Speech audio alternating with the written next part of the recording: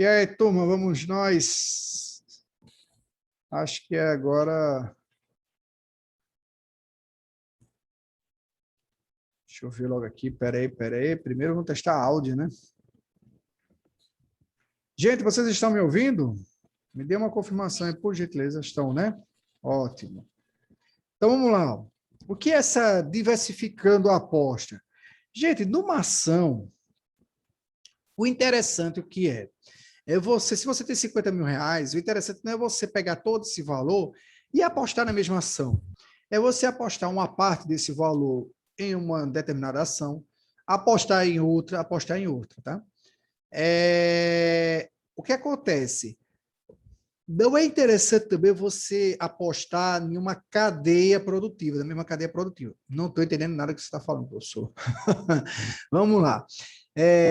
Imaginemos o seguinte, eu vou apostar, professor, nas ações de uma empresa que é a construtora, a montadora de carros, de uma determinada fabricante, tá ok. E vou apostar também em outras empresas, de outro segmento. Tá, qual é o segmento que você vai? Vou apostar de metalúrgica e vou apostar de borracha, empresa de borracha. Que borracha que se der? Que faz pneu, professor, tá certo. Vamos lá. São empresas que estão ligadas de uma forma indireta. Por quê? A construtora de carros, gente, ela vai precisar o quê? Vai precisar de metal para construir seus carros, concorda? E ela vai precisar o quê? Da borracha, do pneu fabricado para montar seus carros. Então, ou seja, são produtos interligados. Se a montadora não estiver comercializando, o que vai acontecer com a fabricante lá de pneu? Vai deixar de vender pneu para a montadora. Aí ela vai o quê? Cair junto. Ou seja, a sua ação vai despencar. Se despencar a ação dela, ela não vai valer de nada por conta de outra ação. Aí você faz 3 investimentos, diversifica, mas é um que está dependendo do outro, um está ligado no outro. É a metalúrgica que vende para a montadora e o pneu que também vende para a montadora. Não fez nada, gente. Quando fala diversificar, é o quê? Você está pegando uma questão, uma parte para colocar lá para o pessoal que faz pneu, coloca lá outra para uma área de medicamentos, coloca lá uma para a área de tecnologia, entendeu? Então, coloca em negócios distintos, de fato, telecomunicação, enfim, coloca para negócios distintos, porque daí você, se você tiver resultado em uma e outra não, daqui a pouco tem resultado nas duas, daqui a pouco tem resultado em nenhuma das duas, ou das três, enfim, mas uma vai estar ali suprindo, talvez, a carência de outra. Isso é o diversificando a aposta, tá? E quando você diversifica, a tendência é, não quer dizer, não é precisão, gente. A gente não tem como precisar absolutamente nada, porque isso daqui é tudo relacionado a situações futuras e pode acontecer tudo, inclusive, absolutamente nada lá no futuro, tá? Quando a gente faz a aposta, tá bom?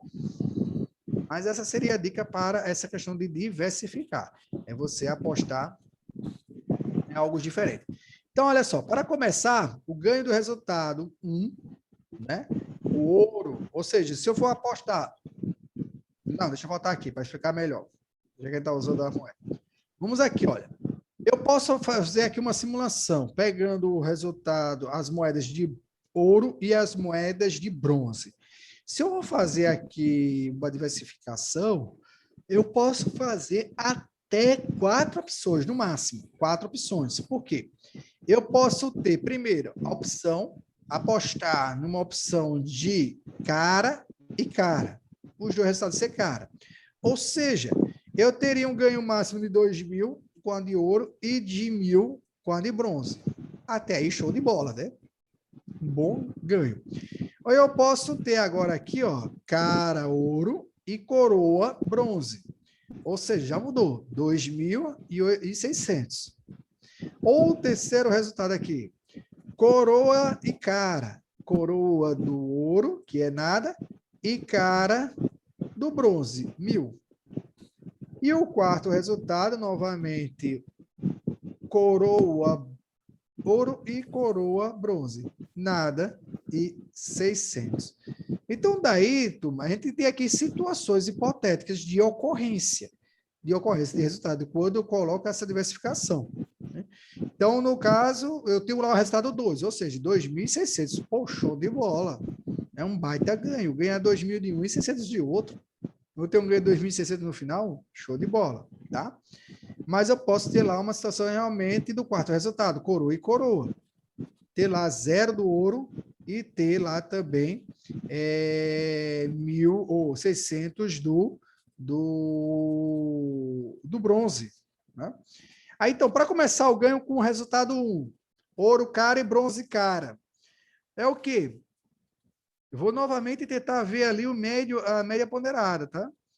Então, olha, 2.000 mais 1.000 e dividido por quem agora? 2. Por que 2? Porque são duas apostas, dois resultados, né, que eu estou aqui apostando. Então, ou seja, tem uma possibilidade de 1.500. Já o ganhador com o resultado 2, ouro, cara, e volta do nadinho, pronto. E bronze coroa é o quê? 2.000 mais 600 dividido por 2.300.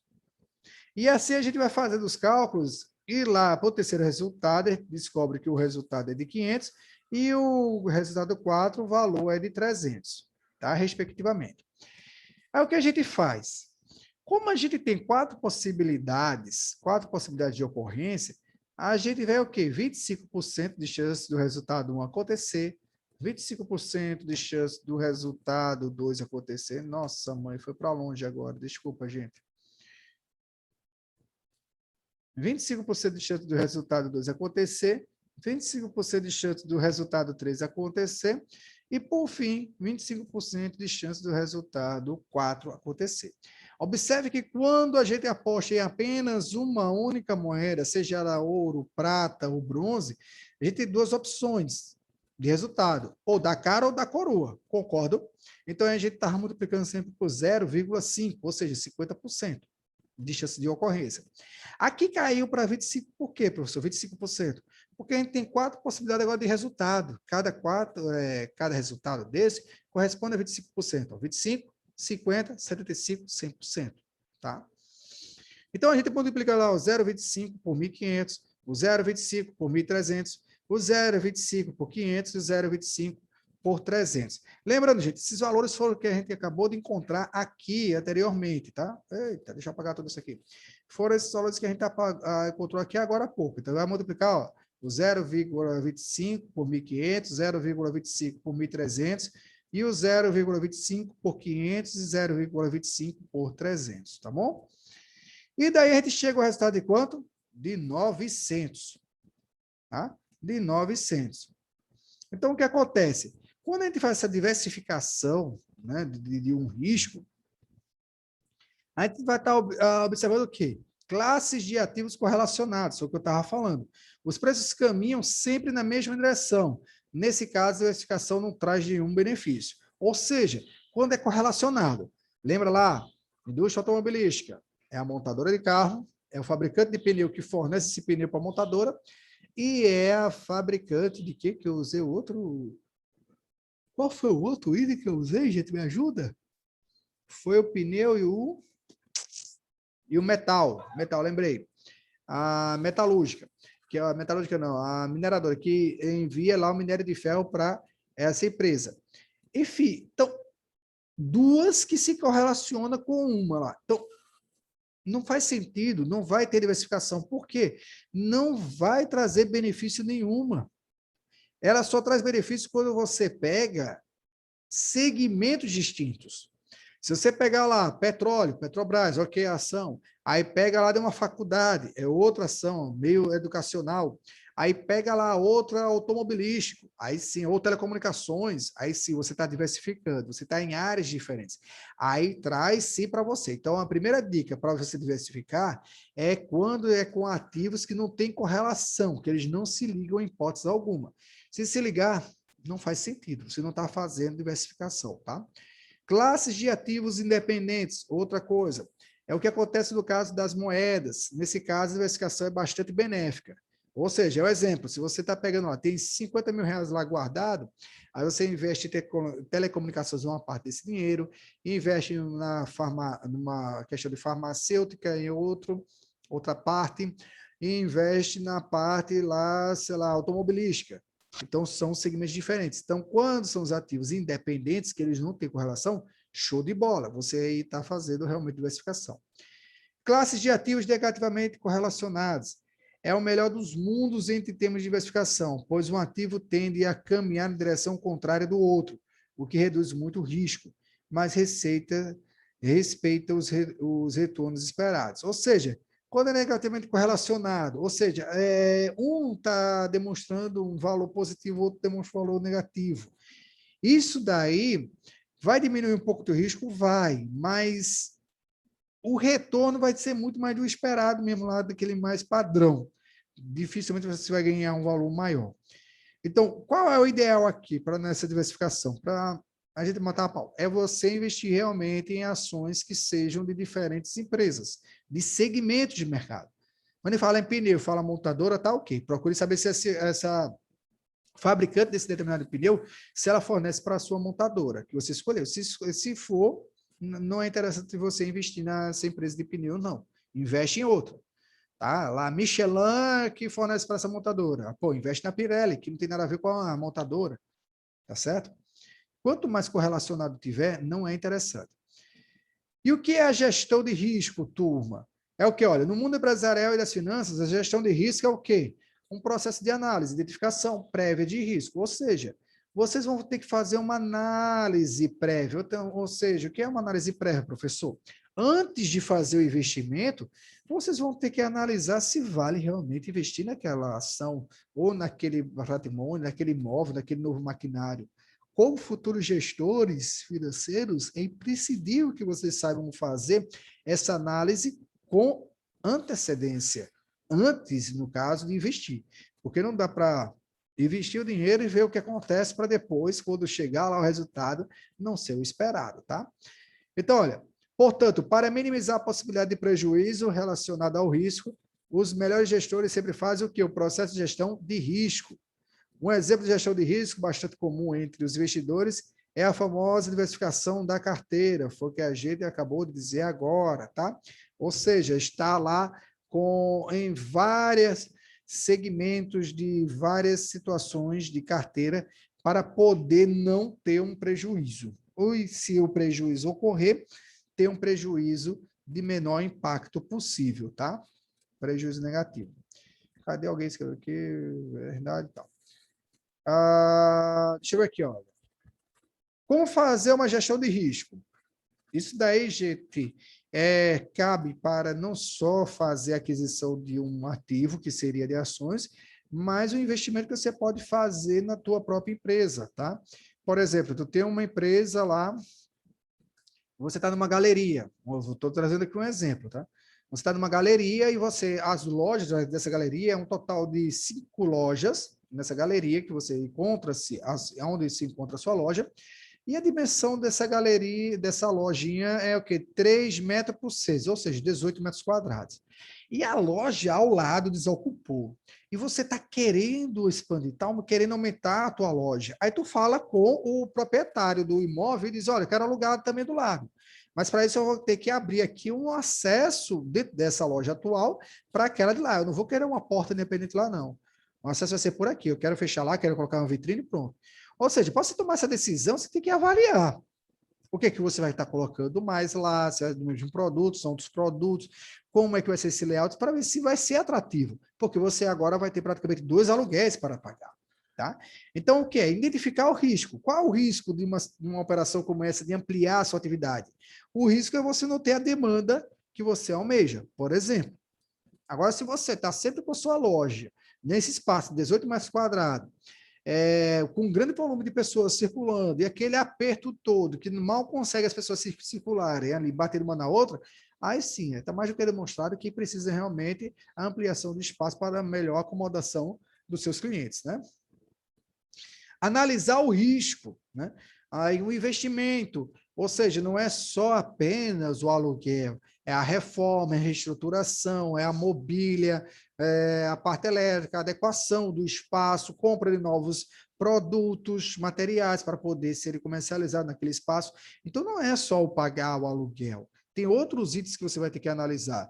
E você só pode fazer esse investimento ao passo de quê? Da certeza que vai ter retorno. tá bom? E retorno positivo, lembrando disso, né? Avaliar ou ranquear o risco, ou seja, você vai colocando, como é ranquear, gente? Vocês criam cenários, esses cenários são hipotéticos, tá? Por que a criação desses cenários? Caso um deles aconteça, você já se coloca numa situação de como eu resolverei se isto acontecer, tá? Por exemplo, vou colocar um exemplo muito simples no nosso dia a dia, tá? Final de semana, eu vou fazer uma comemoração do meu aniversário. Quando eu falo meu, imagine vocês absorvendo isso para vocês, tá? Como fosse o aniversário de vocês. E daí vocês colocam a situação. Caramba, eu convidei um quantitativo de pessoas, entre eles amigos, parentes, familiares, e daí eu tô com medo da comida. Vou fazer um churrasco, eu tô com medo da carne, não dá. E se não der? Aí você vai colocar as opções, né? Opção 1, vou no supermercado mais próximo e vou e compro mais carne para poder servir. A bebida é a mesma coisa, comprar mais. Opção 2, compra em maior quantidade e o que sobrar, deixa aí e um dia eu como em casa mesmo. Entendeu? Então você vai o quê? Ranqueando, vai colocando cenários. Por quê? Se você não quer comprar mais, vai ficar com aquele quantitativo, você já tem a solução. É ir rapidinho no supermercado mais próximo comprar mais. Ou então a outra solução é você já está com ele estocado e se caso necessário for um consumo maior, você só é colocar para assar a carne, servir a bebida e você está resolvido. Então, são cenários que você cria para observar o que pode estar acontecendo. Quando você cria esses cenários, você está um passo à frente de solucionar um problema, caso ele aconteça. Caso ele aconteça, não é uma situação certa de acontecer, é caso ele aconteça, tá bom? Tratar o risco, que é o quê? O resolver, que é o que a gente está sinalizando agora, e monitorar o risco. Ou seja, você está lá na festa do seu aniversário, pagodão rolando, sambão, e a carne, o cara lá, o churrasqueiro assando, tal, o pessoal servindo, todo mundo gostando. Daqui a pouco você chega no churrasqueiro e diz, e aí, como é que tá? Tem ainda muita carne? Tem, tá cheia a linha ainda, se preocupe não. Aí daqui a pouco você vai, dança ainda, dança, você se diverte. Daqui a pouco volta, uma hora depois, e aí, como é que tá a carne? Tem muita carne? Não, já está acabando, já está terminando. Ou seja, você está monitorando. Você está se aproximando de uma situação a qual você antepreveu uma ocorrência. E se você vê que está se aproximando dela, aí você já sabe, poxa, vou botar minha decisão em prática. Se você não comprou carne maior quantidade, você já manda o quê? O sobrinho ou o filho, vai lá, menino, corre lá e fala com o Joaquim para trazer mais 5 quilos de carne, pelo amor de Deus.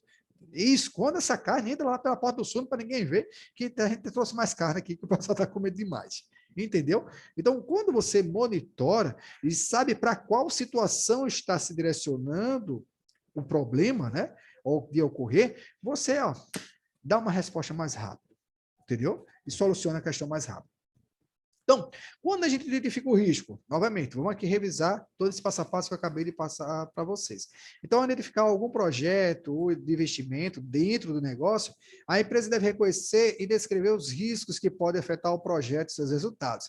Aí vai um risco econômico. Por exemplo, uma situação de pandemia, ninguém imaginou que isso poderia acontecer, gente. Então, é um risco que não cai na imaginação de ninguém, nem daquele investidor mais pessimista do mundo, iria acontecer isso.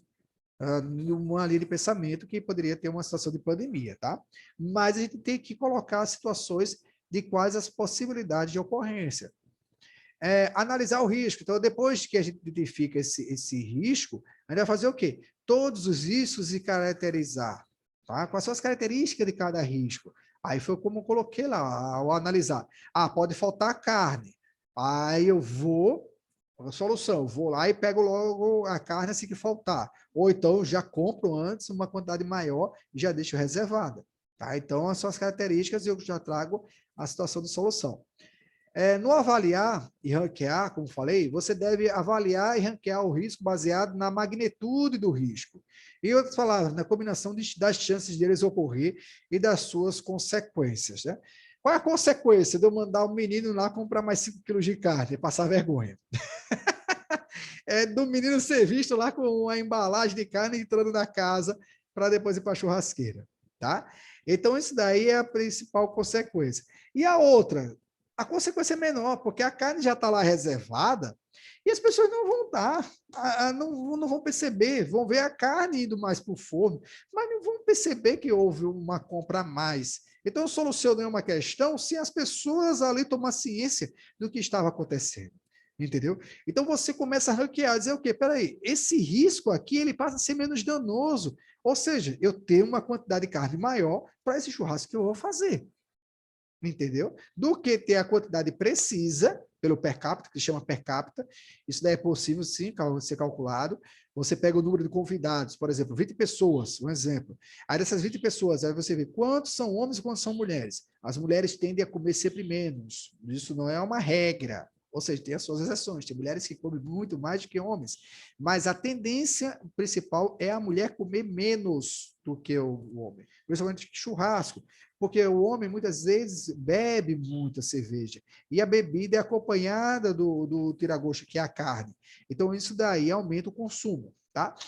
Então, se tiver lá pau a pau, né, se é 10 homens, 10 mulheres, então você compra uma quantidade de carne. Agora, se tiver lá 15 homens, 5 mulheres, a quantidade de carne vai ter que ser maior.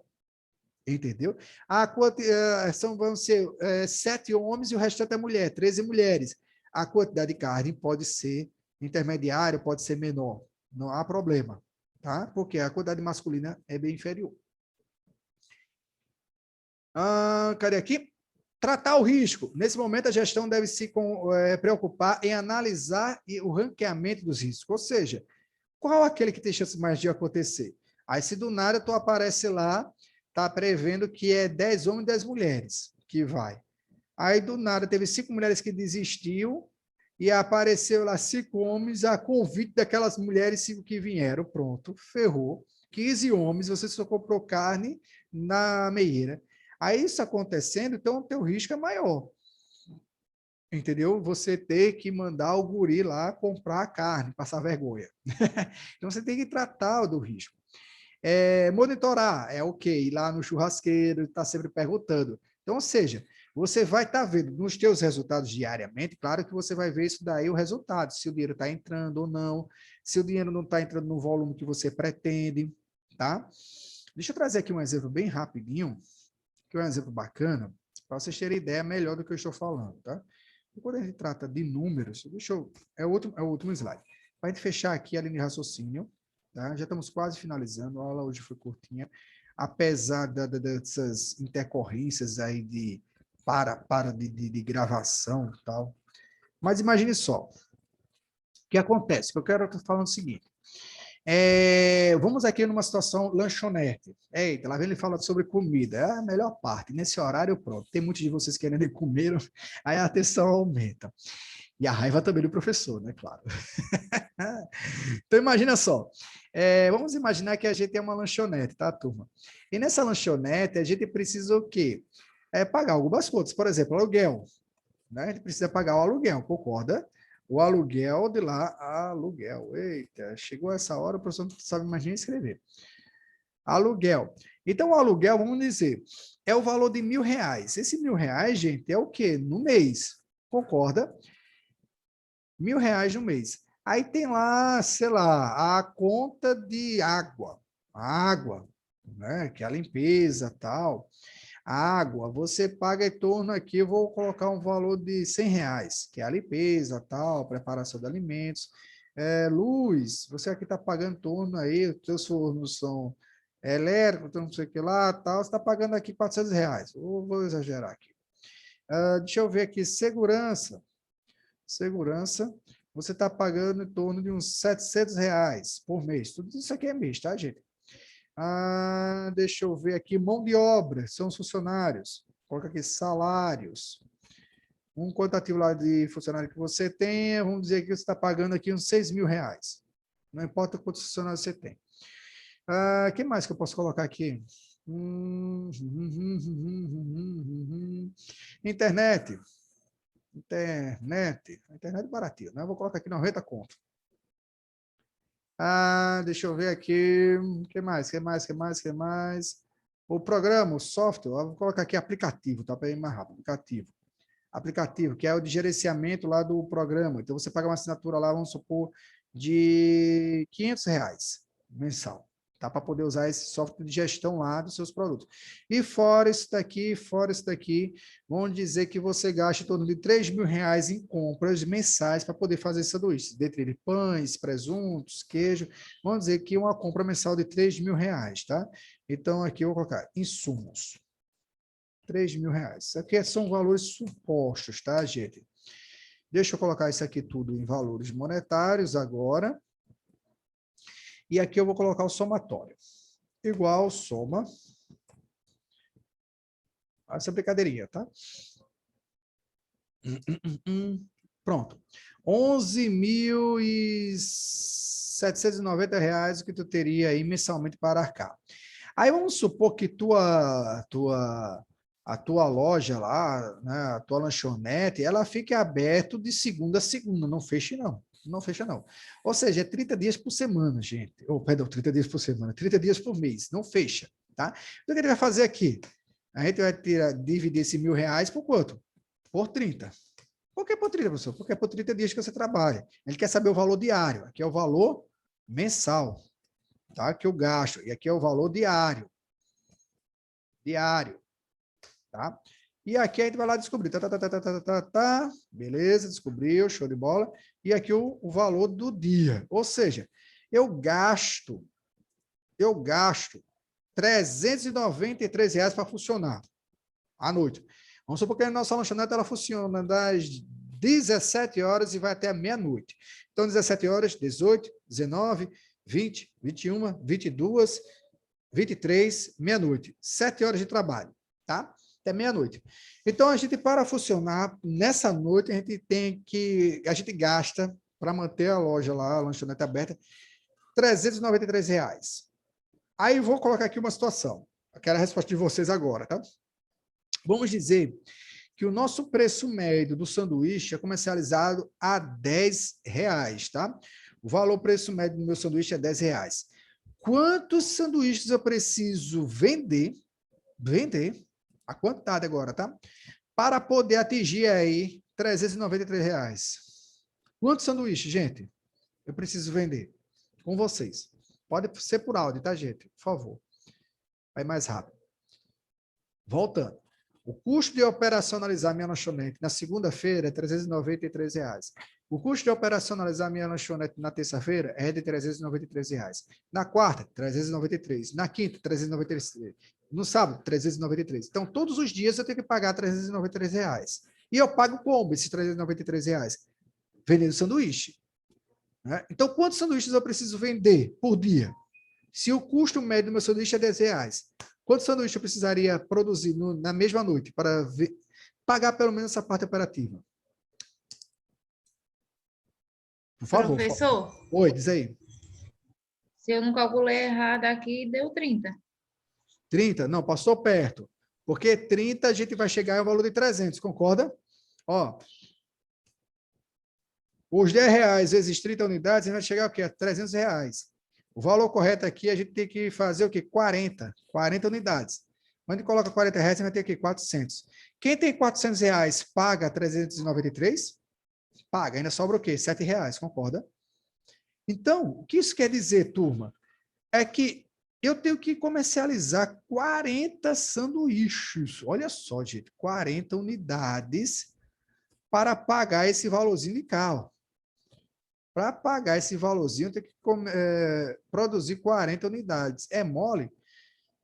A partir da 41ª unidade, gente, é grana que entra para a empresa. Então, ou seja, é só do 41º, 41 sanduíche, que eu começo a ganhar o quê? R$ 10. É o lucro da empresa. Olha que loucura. Aí, qual é a sacada? É o diminuir custo. Diminuir custo. Onde é que eu posso aqui movimentar para diminuir custo? Espera aí, vamos vamos começar. Eu posso mexer nos insumos, na parte do presunto, no queijo? Não dá, né? E eu vou mexer na qualidade do meu produto. Mas eu posso começar a economizar em água? Opa, posso. Ah, mas valor irrisório, professor, diária é R$ 3 só, mas é um valor que eu posso, né? Energia eu posso? Posso tentar economizar aqui uma coisa e outra? Posso. Segurança, eita, talvez eu consiga ou não faça. Agora, salário, aí é um impacto maior. No salário eu posso, né? Aí vai lá, entra a questão do começar a fazer as demissões, né? Aí vamos supor, de R$ 6.000 caiu aqui para 4.000. Vou fazer aqui uma simulação rápida, R$ 4.000. Ó, gente, de R$ 393, veja para quanto é que vai agora o valor. Do 326. Caiu aí praticamente R$ 70. Ou seja, eu não preciso mais vender 40 unidades. Aqui eu vou precisar vender o quê? Deixa eu ver aqui, eu acho que cai para uns 36 unidades. 360, 36, não. 33. De 40 unidades vai para 33 unidades, gente. Olha a diferença. Aí sim. Aí aqui, olha, antes era 40 unidades, passou agora a ser o quê? 33 unidades. 33 unidades. Aí é dessa forma que a gente vai fazendo as estruturas, gente. E não fica diferente lá da nossa apresentação hoje, da administração do risco. A gente vai ter que ir colocando cenários. Ah, e se acontece isso, como é que eu me comporto? Eu tenho capacidade para demitir um funcionário ou não? Entendeu? A gente vai colocando situações hipotéticas, vai trabalhando, vai exercitando, vai criando cenários.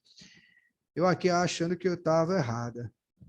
Errada com o que, Nayara? Não, não entendi. Eu peguei agora a tua mensagem aqui no chat. Aí eu não sei. Não sei se foi agora essa informação ou já está aí rolando há um tempão. Me perdoe, tá? Era sobre o tanto de sanduíche, mas eu estava certo. Ah, tá. Beleza. Então, gente, fico aqui à disposição de vocês agora para dúvidas, questionamentos, elogios, sugestões, denúncias, críticas, convite para festas de pet, aniversário, tudo online, tá, gente? Tudo online, viu? E aí? Com vocês.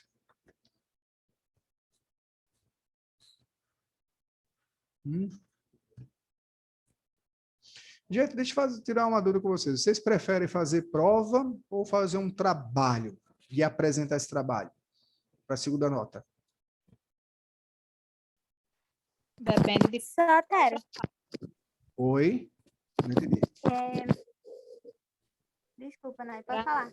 Não, trabalho mim, sendo de grupo. de como será o trabalho. Dependendo Não, de como será o trabalho, eu prefiro trabalho. Olha, o trabalho é valendo 0 a 10, tal, em grupo. Eu não lembro agora, mas em torno, sempre aqui tem em torno de umas 15 pessoas, talvez aí seria 4 grupos, ou no máximo 3, talvez, para ter um bom rotativo. E isso daí a gente trabalhar uma perspectiva maior da empresa, vários assuntos que a gente tratou aqui, entendeu? Vocês criarem situações de fluxo de caixa, criarem os prazos médios, tal, e ir analisando cada etapa. E daí a gente ia pontuando, a gente pontuava tanto em termos de grupo, apresentação de uma forma geral e individual, por cada atividade, mostrando a segurança de vocês e tal. Porque a segunda avaliação a gente vai ter esses assuntos e a gente pode também ter o primeiro assunto, prova direta, como a gente fez a última vez. Essa é a minha dúvida, porque senão a gente faz a prova normal como a gente fez já. Claudilene está dizendo aqui, prova. Por mim, seja como a maioria quiser, mas eu particularmente prefiro o trabalho. Pronto. Então, vamos fazer o seguinte, vamos pensando vocês. E na próxima semana a gente... Ó, a Hillary aqui também colocou prova. Na próxima semana a gente bate o martelo, tá bom, gente? Então, uma pessoa que está sinalizando trabalho, 2 já prova, tá? E na semana que vem. Só foi uma dúvida. Oi. Mentira, é porque eu acho que você falou isso no início da aula, mas eu não me recordo. Em relação à aula passada sobre payout, que no caso não deu para gravar a aula. Aí, como é que tu ia fazer mesmo? E então, na aula passada não gravou, aí o que eu vou estar fazendo? Eu vou estar fazendo a gravação dessa aula e vou estar postando lá no Cebro, tá? Para ninguém ter perda de conteúdo. Aí, só que só vamos perder a dinâmica, né? Porque vai ser a minha apresentação da aula e vai ser bem rapidinho. Vocês já assistiram a aula, né? Na semana passada, e vai ser só aquele registro que vai estar lá para a gente estar com um registro efetivado e vocês terem lá a oportunidade de revisitar o conteúdo, que foi ministrado, tá? Mas eu vou estar, sim, fazendo essa gravação e postando, tá bom? Ok? Ok. Então, sem mais delongas, satisfação de reencontrá-los. Até a próxima semana, se assim Deus quiser e permitir. Fiquem todos com Deus. Tchau, tchau. Estou encerrando agora a gravação.